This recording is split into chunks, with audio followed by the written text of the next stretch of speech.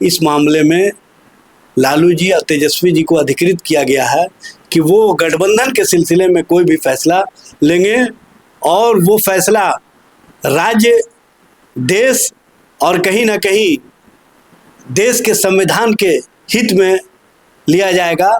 ये बात स्पष्ट रूप से समझ लेना चाहिए। पार्टी के जो प्रधान महासचिव भी हैं, मेरी याददाश्त अगर ठीक है तो भाई आप जैसा हो उनके बयान को पार्टी का आधिकारिक बयान माना जाए, नहीं माना जाए, क्या उनके बयान को देखिए हल्के में लिया जाना चाहिए? देखिए, बयान का मामला नहीं है। मामला यहाँ पर है कि पहले जो भारतीय जनता पार्टी के विचारों के साथ खड़े हैं, जो आरएसएस के विचारों के साथ खड़े हैं, उनकी पहल क्या होती है।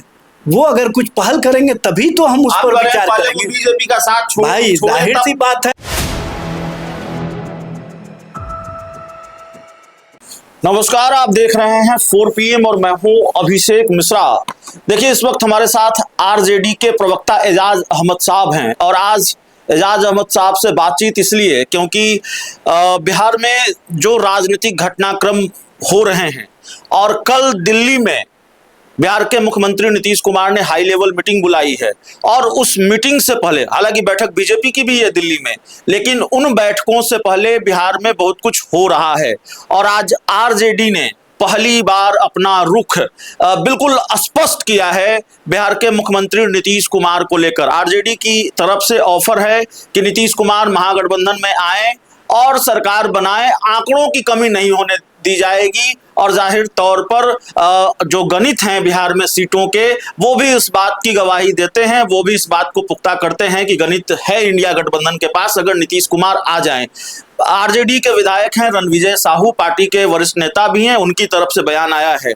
एजाज साहब, इसको सिर्फ राजनीतिक बयान माना जाए या अंदर अंदर वाकई कोई खिचड़ी पक रही है, क्योंकि बहुत कुछ घट रहा है बिहार में। आपकी तरफ से, आरजेडी की तरफ से इस तरह का बयान आना, जेडीयू की तरफ से पोस्टर आना कि भाई निशांत हैं तैयार, बहुत कुछ हो रहा है। देखिए, सबसे पहले तो एक बात समझ लीजिए, हम लोग विचारों के आधार पर राजनीति और राजनीतिक दृष्टि को रखते हैं और हमारे नेता लालू प्रसाद जी और तेजस्वी जी का स्पष्ट विचार है कि सांप्रदायिक शक्तियों को कमज़ोर करने में जिनकी भी भूमिका होगी, जो सांप्रदायिक शक्तियों को कमज़ोर कर सकते हैं वो हमारे साथ आ सकते हैं, लेकिन सांप्रदायिक सोच वाले और सांप्रदायिक दृष्टि को मजबूती करने वाले को हम लोग कभी भी अपने साथ नहीं ले सकते हैं। ये बात समझ लेना चाहिए और स्पष्ट रूप से हमारे पार्टी के शीर्षस्थ नेतृत्व के स्तर से ही इस मामले में लालू जी और तेजस्वी जी को अधिकृत किया गया है कि वो गठबंधन के सिलसिले में कोई भी फैसला लेंगे और वो फैसला राज्य, देश और कहीं ना कहीं देश के संविधान के हित में लिया जाएगा। ये बात स्पष्ट रूप से समझ लेना पार्टी के जो प्रधान महासचिव भी हैं, मेरी याददाश्त अगर ठीक है तो भाई आप जैसा हो उनके बयान को पार्टी का आधिकारिक बयान माना जाए, नहीं माना जाए, क्या उनके बयान को देखिए हल्के में लिया जाना चाहिए? देखिए, बयान का मामला नहीं है। मामला यहाँ पर है कि पहले जो भारतीय जनता पार्टी के विचारों के साथ खड़े हैं, जो आरएसएस के विचारों के साथ खड़े हैं, उनकी पहल क्या होती है।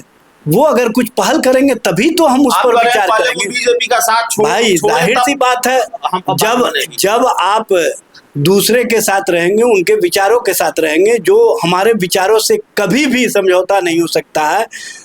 नीतीश कुमार जी जिस तरह से भारतीय जनता पार्टी आरएसएस के विचारों को मजबूती प्रदान किए हैं, ये सर्वविदित है।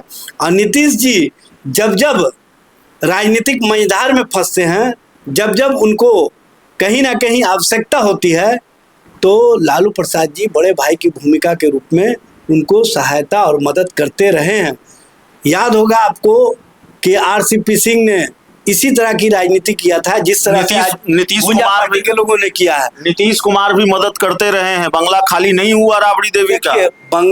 बंगला का जो मामला है उसमें बहुत सारे मामले हैं और उसके पीछे की कहानी है कि नीतीश कुमार ही नहीं चाहते थे कि बंगला खाली। देखिए, कहानी नहीं है, चूंकि जो भारत के संविधान और संविधान की व्यवस्था में जो बिहार में विधायकी के स्तर पर जो भी फैसले होते हैं उसमें कानून का पालन होता है। कानून के अनुसार चूंकि श्रीमती राबड़ी देवी जी, श्री लालू प्रसाद जी दो पूर्व मुख्यमंत्री हैं और उनको पूर्व मुख्यमंत्री की हैसियत से वो क्वार्टर मिले थे, तो उसी कारणों से इसमें राजनीतिक कारण और राजनीतिक कौन जो तलाश रहे हैं उनको मायूसी होने का नहीं क्या हो रहा है, जरा इसको डिकोड कीजिए। ठीक है, आप कह रहे हैं कि पहले बीजेपी का साथ छोड़ें, एक चीज जान लीजिए, सवाल सुन लीजिए। नहीं मैं आपको बता रहा हूँ, जब जब ऐसी स्थिति और परिस्थिति का निर्माण हुआ है तब तब जो लोग भारतीय जनता पार्टी के विचारों के साथ खड़े रहे, जो आरएसएस के विचारों के साथ खड़े रहे, उन्होंने सबसे पहले उन विचारों को परित्याग किया है,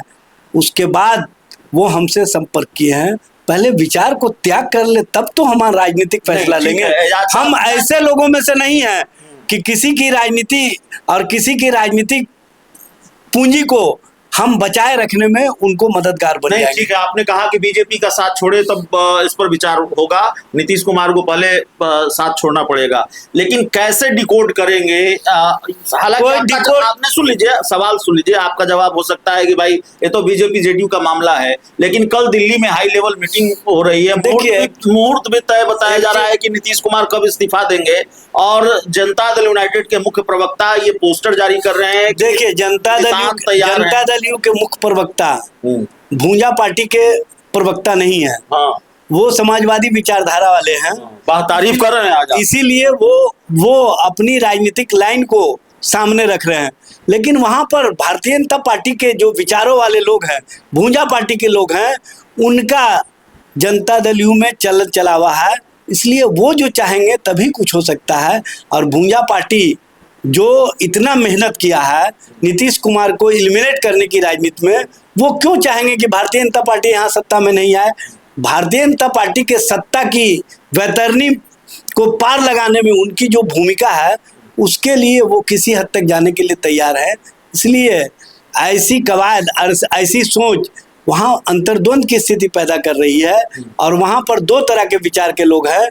हम लोग एक विचार वाले हैं, पहले विचार तो हम लोग से मतलब आप लोग और नीतीश कुमार, भाई हम लोग एक विचार वाले लोग हैं, पहले अपना विचार वो लोग ठीक कर ले, उसके बाद तो कुछ बात होगी। चलिए, तो हमारे साथ एजाज साहब थे, इस पूरी रिपोर्ट में इतना ही, बहुत बहुत धन्यवाद।